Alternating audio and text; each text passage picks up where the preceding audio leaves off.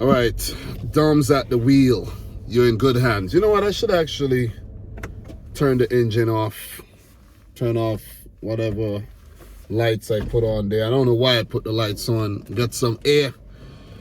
Because, you know what? I don't want the road noise coming in here. Anyways, man, it is match week 14, the prediction, and I'm back with a short version, of course.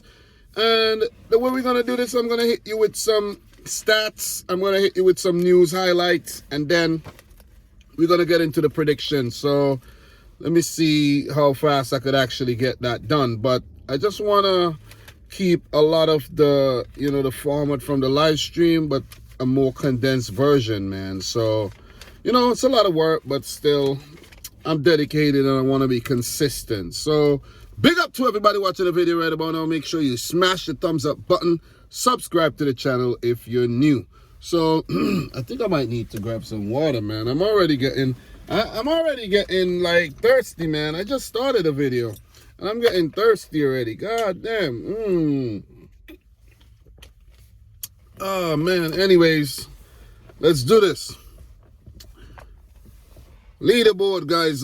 Top 5 goal scorers. Erling Haaland with 17. Unbelievable, man. Unbelievable. Harry Kane with 10. Even unbelievable as well. Mitrovic with 9. Unbelievable. These guys on fire. Ivan Toney with 8. And Miggy the Piggy Almiron with 6. In terms of assists, Kevin De Bruyne leads the race with 9. Alex Iwobi with 5. Wow. Bernardo Silva with 5. Andreas Pereira with 4. And Bukayo Saka with 4. In terms of the clean sheets list, the goalkeepers on the list are Nick Pope with 5. Ederson with 5. Alisson, De Gea, and Hugo Lloris with 4 apiece. Let's get into some news highlights, guys. I'm going to run through this. This is just some updates. I scoured the internet and I found, some of the more major headlines. There's a lot of other things, but I didn't really choose to talk about. I can't talk about everything, guys. It's 20 teams. If I talk about everything, it'll take, a very, very long time. So let's start with Manchester City. And this one's an interesting one, man. Manchester City woman stopped wearing the white shorts to the home kit due to period concerns. The current kit, luckily, also has a claret version, so I think they're gonna jump into that one. But wow, though, wow, they just figured that out, really? You know what I'm saying? But anyways, that'll be funny though. You're watching a women's game and you're like, you see that, right? I know you see that. Ew! Anyways, look, man, in terms of Man United, I didn't actually run across any, news highlights. But for Liverpool, Jurgen Klopp has been fined £30,000 for his sending off against Manchester City. I was actually there, guys. He was not given a touchline ban, however. But that's 30,000, man. God damn, that's a lot of pounds, man, for just an offense during the game. Also, for Liverpool, they officially qualified for the Champions League round of 16 after their 3-0 win over Ajax. And they vie for the top spot in the group with Napoli, who they actually host next week. Can Liverpool do it against Napoli? Could they pick up a big win and get a better head-to-head to go on to top the group? Because you come in second, you're going to meet a tough team in the next round. And, Liverpool fans, I know you don't want to get knocked out in the next round. Anyways, let's move on to Chelsea. For Chelsea, Man United and Chelsea set to actually battle for former Man City youngster, current player of Bayer Leverkusen. He's a right back by trade, Jeremy Frimpong. And he's looked really, really good lately on the field. So Chelsea FC have appointed Joe Shields as co-director of recruitment and talent. So they're doing a lot of change into the backroom staff, as per se. Maybe not the backroom staff, but the administrative staff. So also, guys, in terms of Chelsea, Lawrence Stewart to join Chelsea as technical director. So you see what I'm saying? Chelsea qualified for the UCL round of 16 as well after beating Red Bull Salzburg 2-1. They faced Dinamo Zagreb next week as they battle with AC Milan for the top spot. And if they do manage to beat Dinamo Zagreb, they'll get the revenge after the first loss there in the Champions League this season on match day 1. That's ended up being the last match for Thomas Tuchel as well. So that's it for Chelsea. Always there's Chelsea news. Spurs, Antonio Conte banned from Spurs dugout and dressing room for the Marseille game after the red card against Sporting. Spurs are top in Group D, but can still miss out on the knockouts if they lose next week. Guys, are we going to see something Spursy happen? Let's wait and see. For Arsenal, PSV have been fined 40k euros, where the fans are actually banned for the next European away game. They have to also reimburse Arsenal for the damage they did at the Emirates after Arsenal's 2-0 loss in the Europa League against PSV. So Arsenal's Pablo Mari, who is currently on loan at Italian club Monza, is actually recovering from a surgery he underwent after a stabbing over at a mall in Italy. So prayers up to Pablo Mari. He's a former Man City player as well, but doesn't matter. Prayers up, man. It's rough going to the mall and getting stabbed. So I didn't really look deep into the article, but that's sad, man. That is sad. I never got stabbed, and I don't want to ever get stabbed. You know what I'm saying? Anyways, Newcastle, Brentford, Leicester, no updates. But for Aston Villa, former Villa and Norwegian striker John Carew facing 2 years in prison for tax evasion. Crystal Palace. In terms of Palace boss Patrick Vieira says doors are not open for black managers. It is open for him, but maybe he had to kick in the door waving the 4-4. Maybe that's what he had to do. But, well, that's the real definition of blackballed. Get it? Blackballed. Anyways, for Wolves, Talking Wolves actually reported that it was revealed that Sasha Kaladzic already had a tear in his ACL when he joined Wolves, but Wolves actually pushed through the deal and tried to get the player on the field as early as possible, and you know what happened. He pulled the ACL and he's probably out for almost the rest of the season. For Brighton still pushing to sign Rosario Central's attacking midfielder, 17-year-old Facundo Buononate, and it's work in progress to get that player signed. I've been talking about this thing since the summer, so if they really get this player, hopefully he works out, but Brighton does some very, very good scouting. So 7 minutes, 8 minutes, not bad. For Fulham, looking to sign 20-year-old Brazilian talent Pablo Maia from Sao Paulo. Negotiations continuing as well. For Everton, Leeds, Nottingham Forest, and Southampton, I didn't run into any major news updates. But for Bournemouth, this one is a big one. Bournemouth ditch Kanye West's song after rappers anti-Semite comments, anti-Semitism. I'm fucking up, man. But anyways, the club had been playing Power as part of their pre-match routines shortly before kickoff. You know that song, How Could One Man Have So Much Power? I can't even remember the melody of the song right now, but it's an old song from about 2007-8. So Kanye West getting, canceled basically everywhere. Maybe it was his intentions though. But look, for West Ham, they qualified for the Conference League round of 16 as group winners after their win against Silkeborg. So congratulations to West Ham United. Guys, let's get into the prediction. Thank you for everybody who stuck around for that one. I'm trying not to make the prediction super, super long this week, but it'll take some time. It'll take some practice. I'm a man that like to go long, baby. All right. Anyways, Newcastle versus Aston Villa. Aston Villa with that new manager, bunks. You know what I'm saying? Is it going to be helpful? So Newcastle 4th in the league with 21 points. Aston Villa 15th with 12 points. The last game, Tottenham 1, Newcastle 2. Bravo. Aston Villa 4, Brentford 0. Ooh, nice. The last meeting, Newcastle 1, Aston Villa 0. And the other game, Aston Villa 2, Newcastle 0. So 1 apiece last season. My prediction for this game, guys. Look, I think this is going to be a high-scoring affair. I'm going for 3-2 to Newcastle. I think Villa's going to lose this one. Newcastle, they've been on absolute fire this season. I'm impressed with them in all departments. Goalkeeping, defending, midfield with Bruno Guimaraes pulling the strings.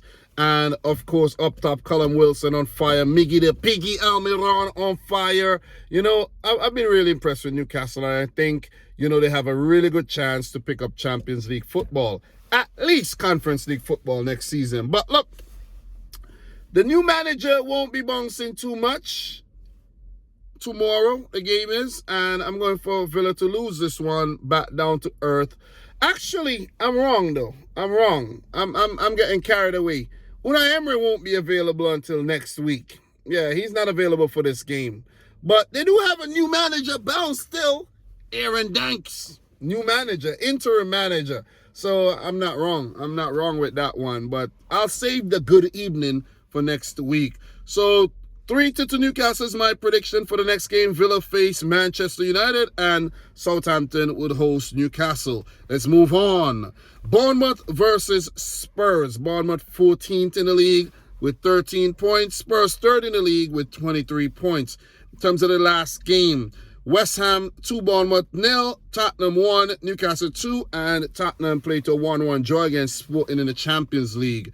Last meeting between these two clubs ended in a 0-0 draw, and the previous game, Spurs defeated Bournemouth 3-2, so it's been close.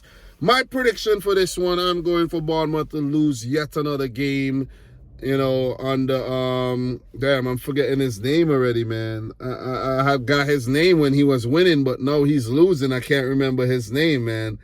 Jesus Christ. I'm running a blank. But yeah, if they didn't come back to me, I'll let you guys know, man. The current interim boss. I can't remember. How am I going blank on him, man? Yeah, when you lose, people tend to forget who you are. But I'm going for Spurs to win this game, however. 2-0. I think they need to respond from that loss against Newcastle, that draw as well against Sporting. Conte needs a big result, and they can't keep dropping points and being so inconsistent. They're missing the services of Son and Richarlison, but I still think, you know, they're going to get the job done because, you know, Bournemouth are struggling to get the ball in the back of the net, man. So I'm going to keep it short, keep it sweet, and keep it moving. 2-0 to Spurs. Leeds versus Bournemouth is their next game. And for Spurs, a massive one against Liverpool. Game number 3, Brighton. Calm, man. Calm down. Calm down. Brighton versus Chelsea. 9th for Brighton, 15 points. Chelsea are 5th with 21 points. In terms of the last game, Man City 3, Brighton 1. For Chelsea, a 1-1 draw against Manchester United and a 2-1 win in the Champions League against Red Bull Salzburg. The last meeting between these two clubs ended in a 1-1 draw. Both meetings ended in 1-1 draws. This would be Jesse Marsh's first trip to the Amex. Not Jesse. What am I? Graham Potter. I don't know why Jesse Marsh is on my mind, man. Graham Potter's first... Grandpa's first trip to the Amex, man. When I said Amex, it kind of think I'm like, wait. I know Amex is American and everything, but god damn, it's not Jesse Marsh, it's Graham Potter. So first trip back, I think the game's going to end in a draw.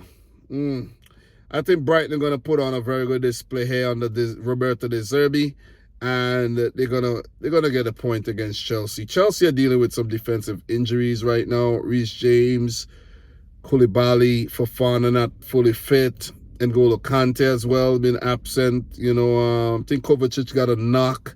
But Graham Potter, I think, still, you know, experimenting a bit with his 11.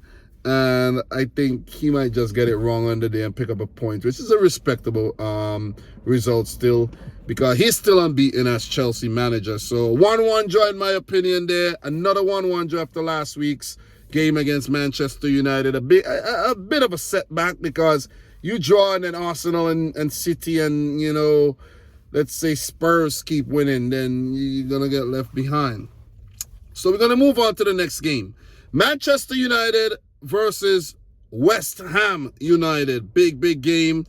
Man United 6th with 20 points. West Ham 10th with 14 points. Are we going to see a return of Cristiano Ronaldo in the Premier League? He did score in the Europa League, so who knows? Maybe. For the last game, Chelsea won. Man United won. And Man United defeated Sheriff 3-0 in the Europa League. For West Ham, 2-0 against Bournemouth and 1-0 against Silkeborg in the Europa Conference Liga. The last meeting ended in a 1-0 win for Man United, and the previous game was a 1-0 win for West Ham in the EFL Cup, while they did lose both games in the Premier League last season to United, 1-0 and 2-1. My prediction for this one, guys, I'm going to go for Man United to bounce back after that draw against Tottenham, where they not Tottenham, Chelsea, where they almost lost the game. And I'm going to say they defeat West Ham 2-0 at the Theatre of Dreams. I almost said nightmares. Could it be a nightmarish night? Could be. But West Ham's going to need to go all guns blazing. So, look, for United, look, I'm not going to lie, right? Their team, the roster looks good, right? And you look at the 11, Bruno Fernandes, Anthony with that spin in the game there against Sheriff. That was crazy, right? Sancho, Rashford, Eriksen, Casemiro. Varane's out injured for some time, you know what I mean? But they do have backup, man. Martial's been out injured as well, but Dallo has been playing well. Shaw come back strong.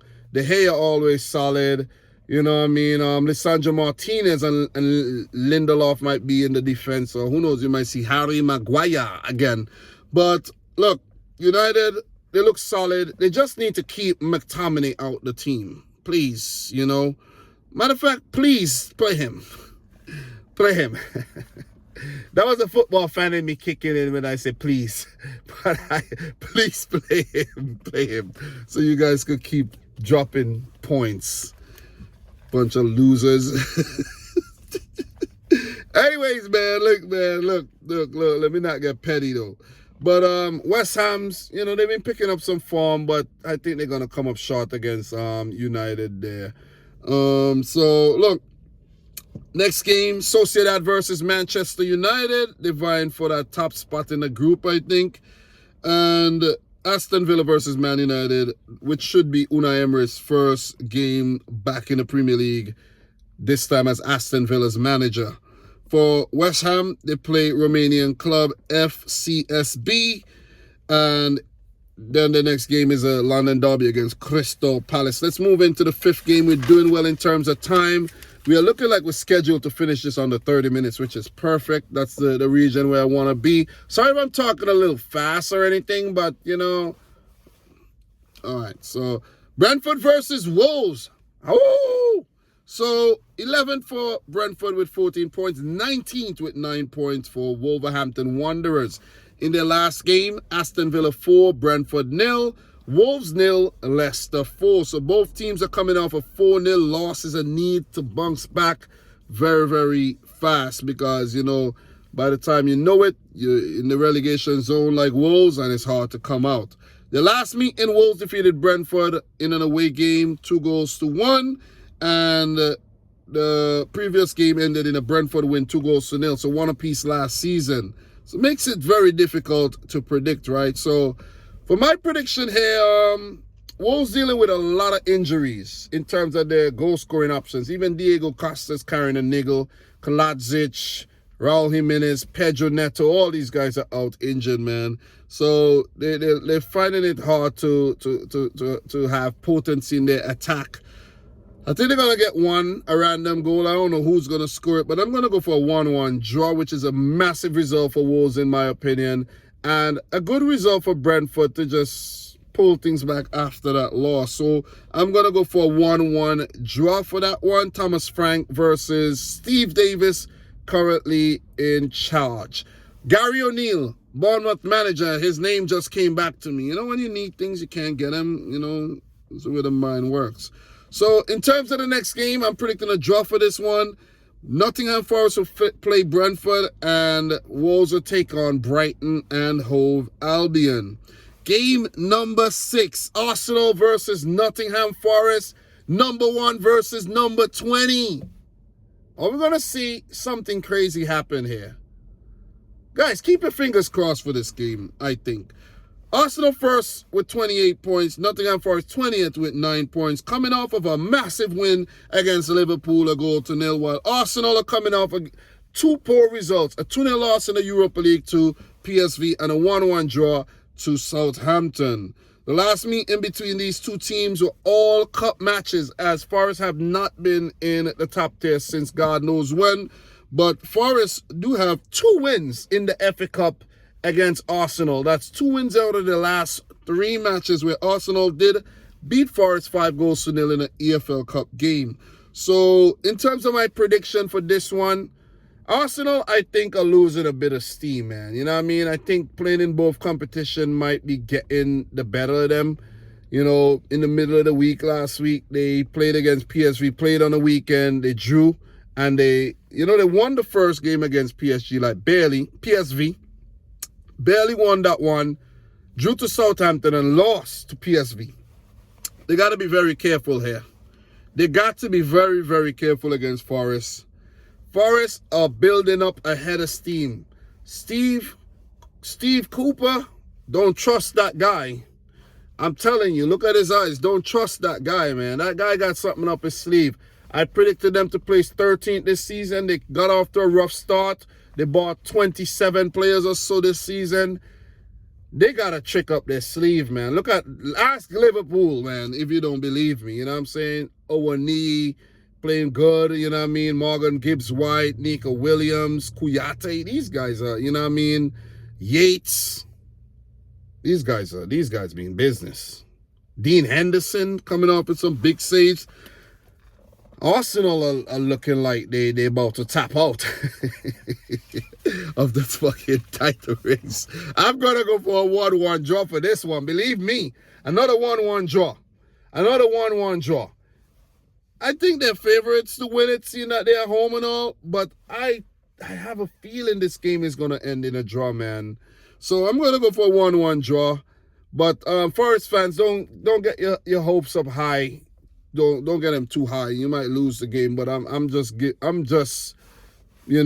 believing a bit in the team. So after that win against Liverpool, it'll be hard to actually say, wait, they beat Liverpool and just go predicted them to lose again. Let's give them some respect. A 1-1 draw. For Arsenal, their next game is in the Europa League against Zurich. Then they play Chelsea next week. Ooh, massive game. For Forest, their next game is against Brentford. Let's move on to match 7.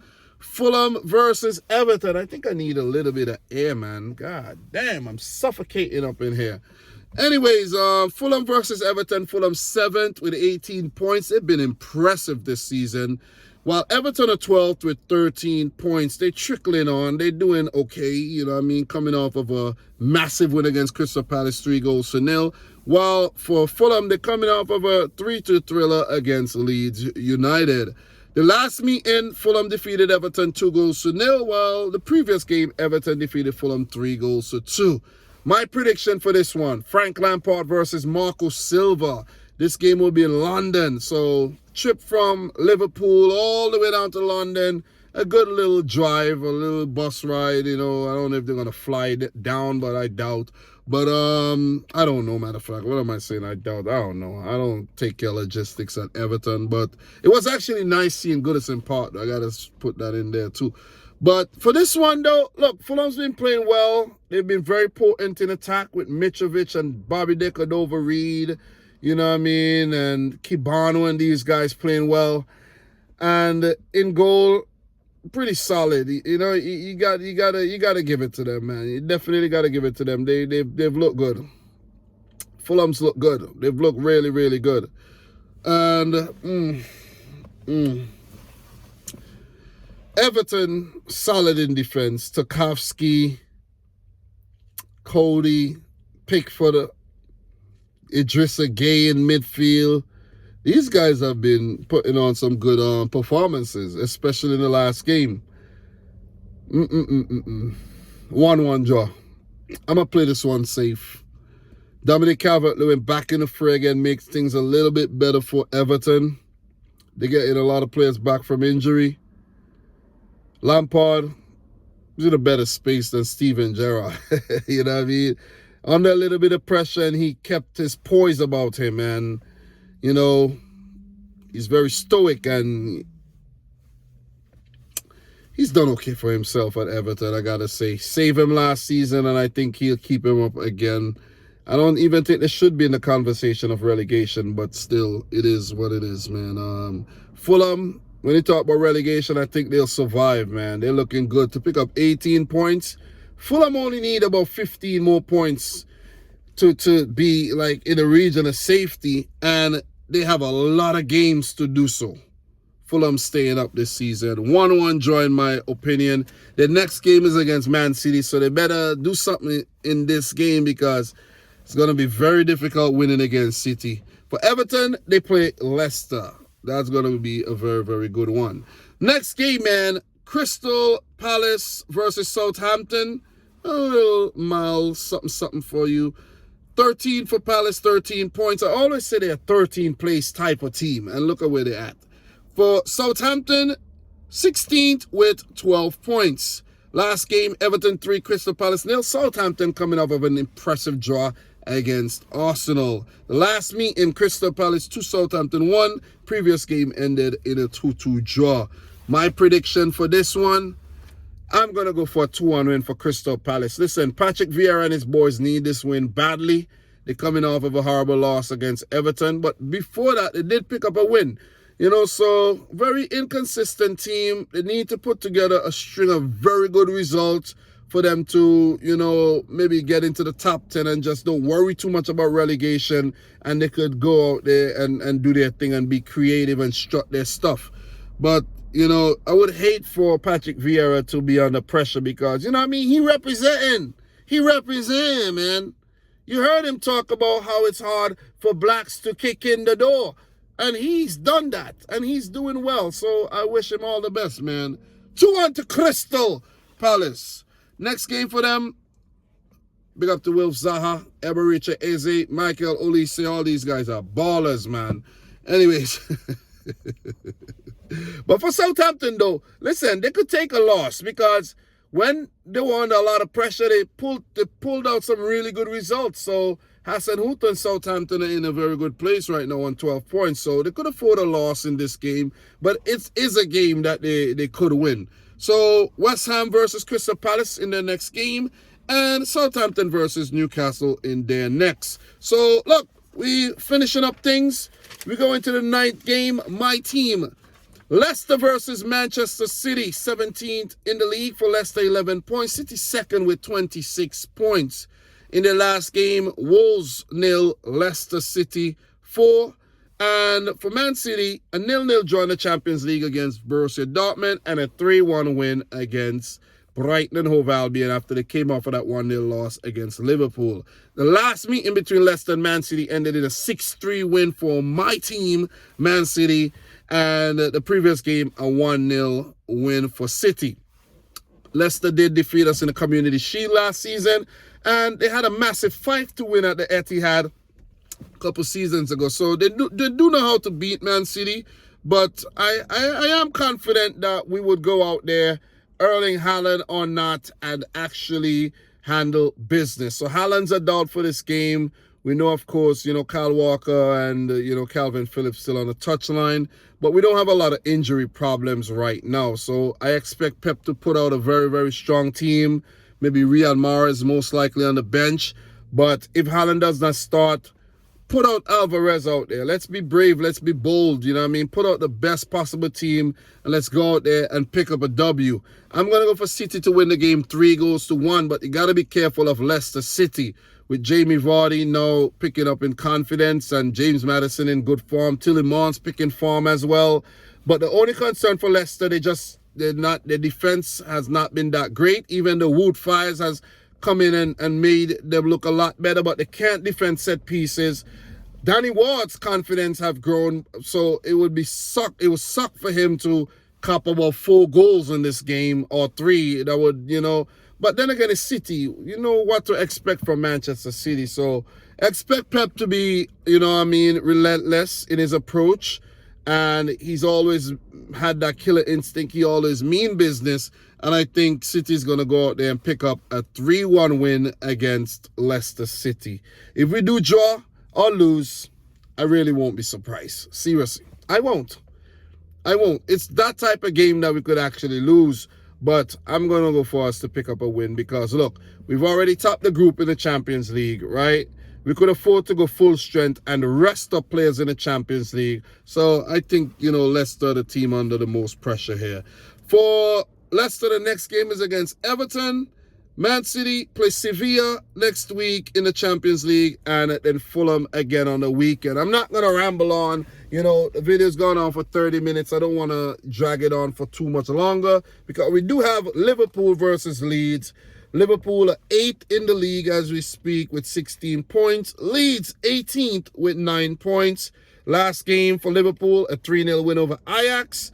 And in the Premier League, a 1-0 loss to Forest. So Liverpool's coming back with a vengeance. For Leeds, last game a 3-2 loss against Fulham. And Jesse Marsch is under a lot of pressure. He needs a result. So it's going to be a crunch match indeed, man. But it's not the ideal venue. It's not the ideal fixture at all. Anfield against Liverpool. So, look, my prediction for this one, Liverpool absolutely smashed up Leeds last season. 9-0 combined. And I really can't fathom. Actually, I could fathom a Leeds United result. But I don't think they're going to actually get anything from this game. I could see Liverpool picking up a big win here, 3-0.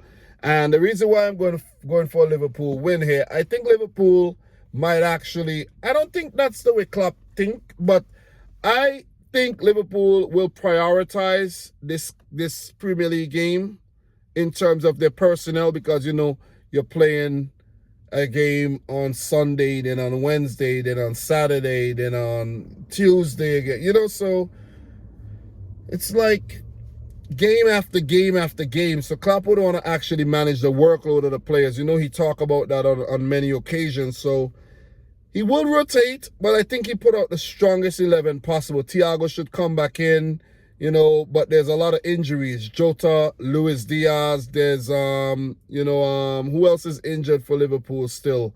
Joel Matip's injured, Naby Keita, so they're dealing with their injury problems. But, Salah is going to be there. Darwin Núñez should start as well. And, Firmino is in the mix as well. So, still a very strong team. It's just that they have to sort out their midfield. The defense would be Van Dijk, Gomez, maybe Trent or Milner, who knows. Tsimikas or Robertson. So they do have personnel. Alisson has been their cheat code, in my opinion, this season. So I'm going to go for Jurgen Klopp's men to defeat Leeds 3-0. Jesse Marsch under a lot of pressure. I don't think they should sack him just yet. I think they should allow him to play against Bournemouth. And if he does lose against Bournemouth, sack him.